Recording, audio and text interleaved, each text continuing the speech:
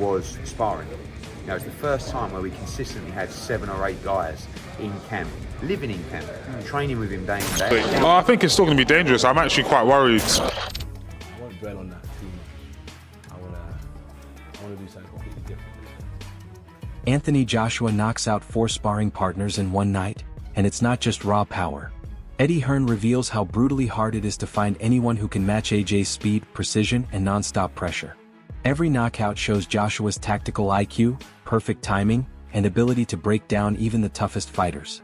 I get involved with sparring, and you know, we select sparring partners between Rob McCracken and AJ's training team and AJ and me, and to find a 23-stone guy who moves fast, who has fast hands, who has a great engine, who forces the pressure, is very... Inside sources describe a shocking night in AJ's camp. 4 sparring partners dropped in one session, each struggling to land a clean shot. Jake Paul, take note. You wouldn't last a round under this kind of intensity. Joshua's accuracy, strength, and fight intelligence exist on a level you've never experienced. This is elite control. The real fight. And, you know, some people say, yeah, but is AJ going to go easy on him? No. David Haye doesn't soften the truth. Jake Paul stepping in with AJ is like facing a hurricane armed with a water pistol. Joshua is engineered for combat, explosive strength, world-class speed, and destructive power. Next to him, Jake looks like he competes in a completely different sport. This isn't a matchup. It's a warning.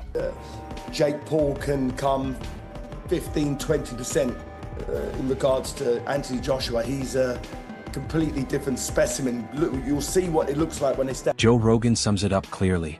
This isn't a typical fight, it's calculated destruction. AJ's one-punch knockout reputation is earned the hard way. Ask anyone he's flattened.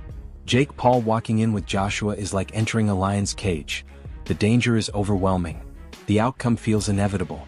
Joshua operates on another level. It's fine. Yeah. Because Joshua's going to try to make an example out of him, for sure. And will. I mean, Anthony Joshua's one of the biggest one-punch KO artists. What he did to Francis Ngannou, good lord. Yes. Do you want that? Duke McKenzie is blunt. For AJ, this is a simple payday, a night with little resistance. Jake Paul is severely outgunned. One mistake and the consequences could be catastrophic. Joshua's size, strength, and veteran experience make him a nightmare opponent. This isn't a competition.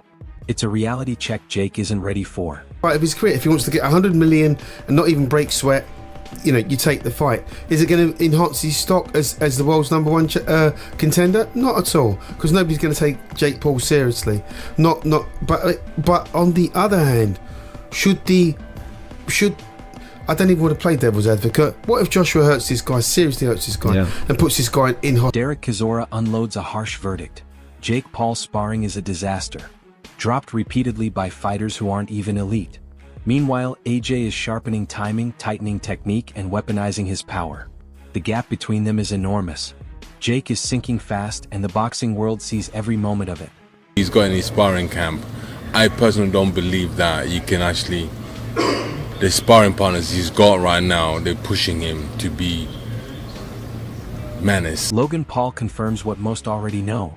Jake isn't close to AJ's level. Even a massive, elite powerhouse like Ngannou couldn't withstand Joshua. Jake stepping in with that kind of force is reckless. AJ's precision, strength, and ring IQ would dismantle him instantly. This isn't hype. This is reality.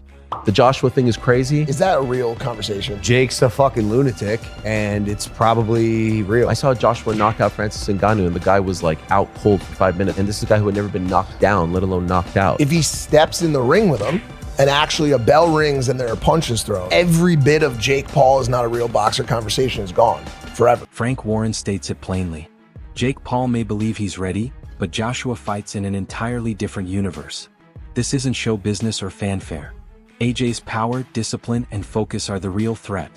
Jake's confidence is admirable, but it won't survive the first clean punch.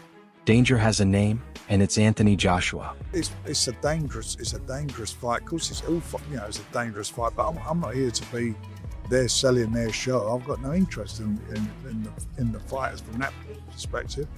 I just think that he is a licensed boxer. He's trained.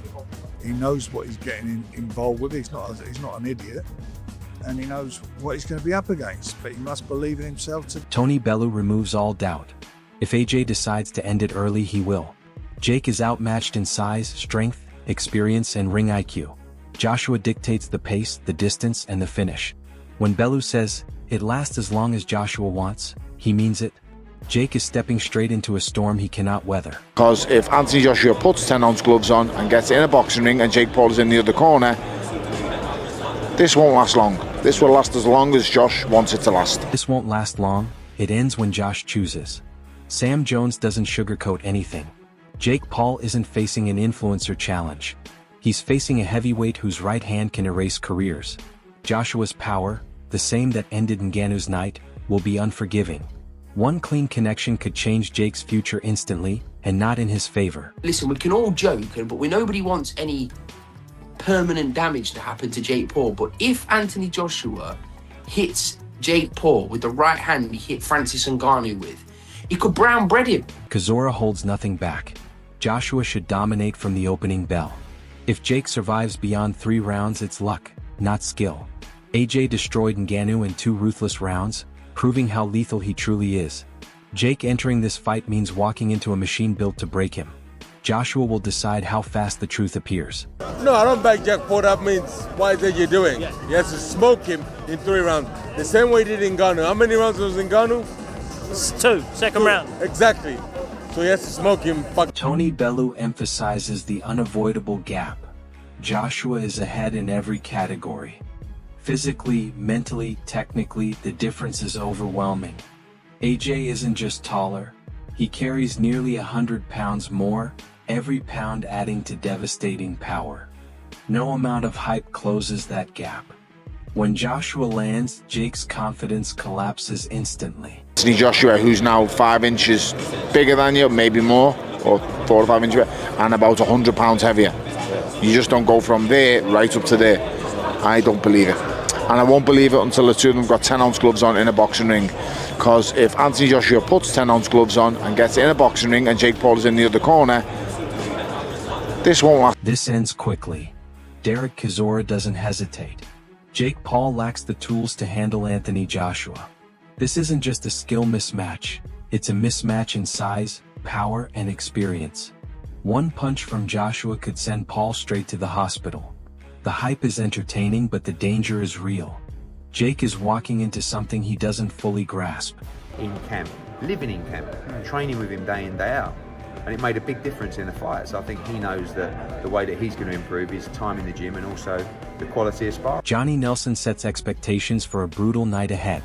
He describes AJ as a relentless force capable of turning this into a one-sided beatdown. Fans know Joshua's power. Analysts know his precision. And everyone knows Jake has never faced anything remotely on this level. Every shot AJ throws can end a fight.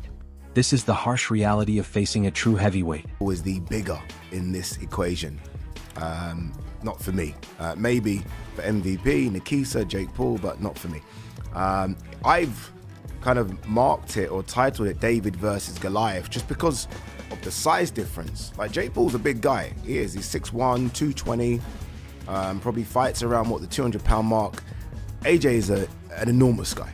Like, he's a big unit. And I think Jake realized that when they came face to face. I don't know if that's the first time they've ever come that close. I'm sure they've met behind the scenes. But I think there was a realization from Jake Paul, like, fuck, this is a big dude. It's a very big dude who isn't coming to play. Like, there was no play with AJ. Eddie Hearn offers no room for debate. This is a dangerous fight for Jake Paul on every level. Joshua won't pull punches or take it lightly. One clean strike could end everything immediately. The drama pulls fans in, but behind it lies real risk. This is elite heavyweight power, and Jake is walking straight toward it. What Anthony Joshua had done to Francis Ngannou, he went out there and iced him in a couple of rounds. A guy coming from a different discipline, well, this kid's coming from another level. You know, white collar boxing in 2018, gone through the mill, and the only boxer really that he's actually boxed, a legitimate boxer, he got beat by, and that was in Tommy Fury. Now he's... The boxing world is stunned by what erupted at Miami Airport. Jake Paul, famous for theatrics, finally felt heavyweight reality when Joshua connected. Every shot AJ throws reminds people who he is. A 2-time world champion and Olympic gold medalist. Analysts are shocked, fans are arguing, and social media is erupting. Jake now faces a crossroads. Will he learn from this reality check, or become another cautionary tale? This story is only heating up.